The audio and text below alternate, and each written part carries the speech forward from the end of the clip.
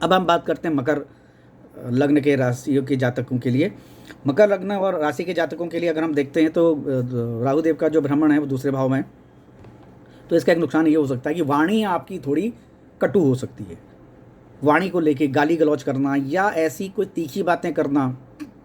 इस विषय ये भी हो सकता है कि बहुत सारे लोग बात करते करते लोगों का डाइवर्ट कर रहे हैं, और नाक में हाथ लगाएं या कान में हाथ लगाएं, बाल, मतलब जैसे डाइवर्जन होता है, लोगों को भटकाना होता है। तो शायद ये भी हो सकता है। ये भी हो सकता है कि आप कम्युनिकेशन करते करते कुछ गलत तरह के शब्दों का प्रयोग कर लें। हाँ, एक उसका जो, अगर ये नेगेटिव एस्पेक्ट है, लेकिन अगर आप देखेंगे तो इसका पॉजिटिव एस्पेक्ट जो होगा वो है कि आप बहुत अच्छे डिप्लोमेटिक तरीके से लोगों को डील करें, या वाणी आप बहुत डिप्लोमेटिक तरीके से इस्तेमाल करें।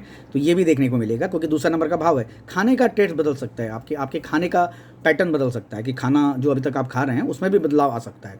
थोड़ा स्पाइसी खाना, या शराब भी एक चीज़ आती है कि शराब पीना या स्मोकिंग करना, ये भी चीज़ें देखने को मिलती हैं जब राहु देव का दूसरे भाव में भ्रमण होता है, क्योंकि ये खान पान से जुड़ा भाव है। और जो ख़राब तरह की चीज़ें हैं, जो चाहे वो शराब का हो, तो वहाँ पर इस प्रकार की चीज़ें देखने को मिलती है। अब राहु देव का जो जो पांचवी दृष्टि पड़ेगी वो आपके छठे भाव में पड़ेगी। जो मकर लग्न और राशि के जातक हैं उनके जो पड़ेगी छठे भाव में। छठा भाव वही रोग ऋण कर्जे का है, आपके दुश्मनों का है। तो वहाँ पर आप अपने दुश्मनों पर हावी हो जाएंगे आराम से। सातवीं दृष्टि उनकी पड़ेगी सीधे जो आपके आठवें नंबर का भाव है। आठवां नंबर का भाव जो अकल से जुड़ा हुआ है, अचानक होने वाली घटनाओं से है, हेल्थ से जुड़ी चीज़ों के लिए है। यहाँ पर ये भी हो सकता है, जैसे मैंने वृश्चिक के लिए बताया कि वो कुछ नई चीज़ें सीख से नई विधा सीख सकते हैं, तो वैसे ही ये भी हो सकता है कि मकर लग्न और राशि के जातक जो हैं वो भी कुछ ना कुछ नई चीज़ सीखने के लिए उत्साहित होंगे या कुछ नई चीज़ करेंगे। ये भी हो सकता है कि अचानक कोई धन मिल जाए, पूर्वजों का कोई धन मिल जाए, ये भी एक संभावना बनती है।